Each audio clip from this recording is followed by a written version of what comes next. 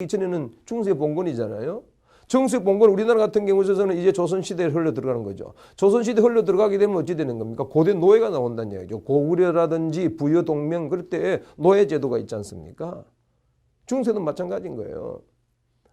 서양도 마찬가지라는 이야기죠. 그러나 고대 노예를 흘러 들어가면 어찌 됩니까? 오는 원시의 공산사회라는 작업자족한 시대가 있었다는 이야기예요. 그래서 원시 공산사회라고 하는 그것을 보고서 이제 칼 막스는 독일의 사람입니다만은도 산업 혁명이 일어났던 자본주의 초기의 모습은 영국에서 드러나잖아요. 따라서 대형 박물관에 있는 그 조그만 대형 박물관 부설 도서관이 있어요. 거기서 공부를 한 거예요. 뭘 공부했습니까? 아담 스미스 고정경제학을 공부한 거예요. 그 다음에 독일의 간접론을 공부하게 되고 프랑스의 그런 유토피아를 공부해야 됐단 말이죠. 그걸 하여서 이상적인 그런 형태로서의 공산주의 이론을 만들어냈다는 이야기죠. 역사라는 것이 도대체 뭐냐? 그것을 가봤다는 이야기죠.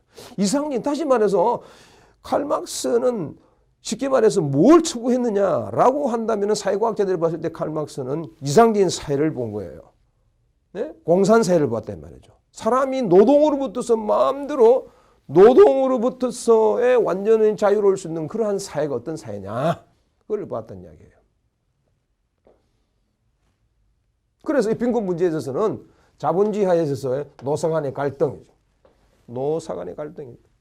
그러니까 더불어 빈부 간의 심각한 격차 문제는 사회정책의 과정이다. 빈곤이. 우리나라 60, 70년대 빈곤의 절대적인 빈곤 문제를 해결하기 위해서 산업화를 했는가 해서요. 경제개발 5개년 개혁을 했단 말이죠.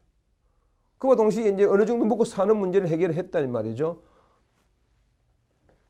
자신들의 돌아오기라는 기대를 가졌던 건 사실이었다는 이야기죠.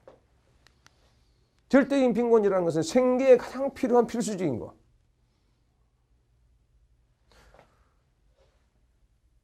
가장 생계에 필요한 어떤 재화나 용력의 수준, 신체적 건강, 노동 능력을 유지하는 데 필요한 것. 이것이 절대적인 것이다. 이렇게 보면 되겠고, 조금 전에 했던 것이 말의 중복입니다. 최저 생계비 수준이 전대 빈곤선이다. 이렇게 보면 되겠습니다. 스트리튼이나 볼키 같은 사람은 최저 수준의 생존 수요, 생존, 계속적인 생존, 그 다음에 생산의 생존, 사회에서의 상대적 경제적 위치에 참여, 이런 것들이 중요한 요소다. 객관적인 정의는 저물량 방식이라는 것은 생활하는 데 필요한 필수품, 예를 들어서 쌀과 보리와 야채와 기본적인 생활하는 것에 관련된 것 전 품목을 다 적어서 그것에 얼마 비용이 든다. 이 저물량 방식이라는 이야기죠. 최저 생계비. 그중 가장 적은 쌀을 한 말 또는 몇 대, 보리를 몇 대 사는 이런 것 자체를 계산하여서 만들어 놓은 최저 생계비의 전물량 방식이다. 상대적 빈곤이라는 것은 이제 중간 소득과 관련되어 있다. 이렇게 보시면 되겠습니다. 불평등의 영향을 많이 받고 있는데, 평균적인 거, 여기 있네요. 평균적인 소득 수준의 이하인 상대적인 빈곤이다. 따라서 평균 소득이 상당히 중요한 개념으로 등장해 들어오는 겁니다. 경제 발전이 계속될 때 절대적 빈곤은 완화될 수 있죠. 우리가 3차 경제 개발을 이렇게 할 때도 그러고 후진국에서 경제 개발하는 나라들은 대부분 다 절대 빈곤 문제 해결합니다만 상대 빈곤이 이제 빠지게 되는 거죠. 사회적 평균 소득보다도 어떻게 되느냐? 상대적 빈곤 개념으로 빈곤을 측정하는 것이 일반적인 것이다. 그 다음에 이제 사회적 배제라는 개념이 등장합니다. 프랑스 사회부 장관인데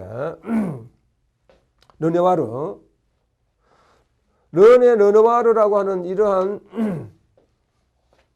사회복지 장관이 장애인이나 학대받는 아동, 약물 중독자, 유럽도 지금 사회 문제가 너무 심각하죠.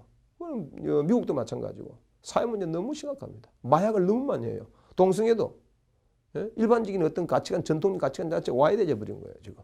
그런데 이민 문제, 지금 IS라든지 이런 내용들, 이슬람권에 드는 이런 다양한 문제들, 이 문제들이 어떻게 지금 움직여지고 있는가라고 하는 것이 이제 너무 많은 사회적 문제를 일으키기 때문에 사회적 배제라는 이제 개념이 이제 등장하기 시작합니다. 왜 사회적 배제냐 하게 되면은 장기 실업, 청년 실업, 인종 문제, 이민 문제, 사회적 배제 이러한 것들이 과거에 있었습니다. 근데 이 르네와르라는 이 사회복지부 장관이 프랑스 장관이 왜 이 문제를 사회적 배제라는 개념으로 사용되었느냐라고 하는 것은 이것들이 일시적 문제가 아니라 구조적으로 반복적으로 계속 이런 문제가 발생되어지더라는 이야기예요.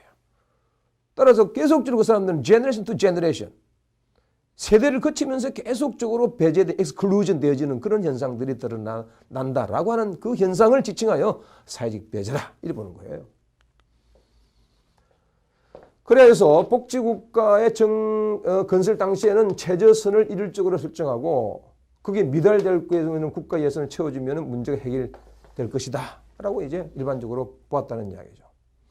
그러나 빈곤에 빠지게 되는 근본인 원인 자체가 아직 제거되지 않더라는 이야기예요.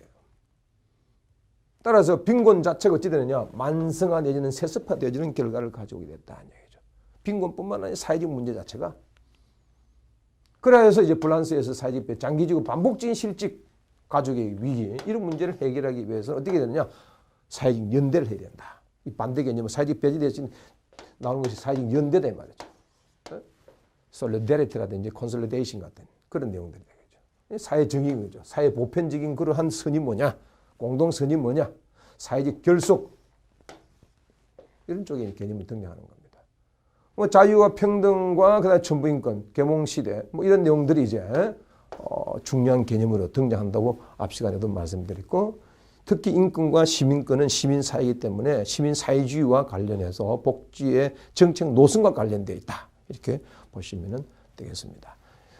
사회적 배제라든지 또 빈곤이라든지 이런 또 절대적인 빈곤 이런 내용에 관하여서 강의를 했습니다. 예, 강의를 마치도록 하겠습니다.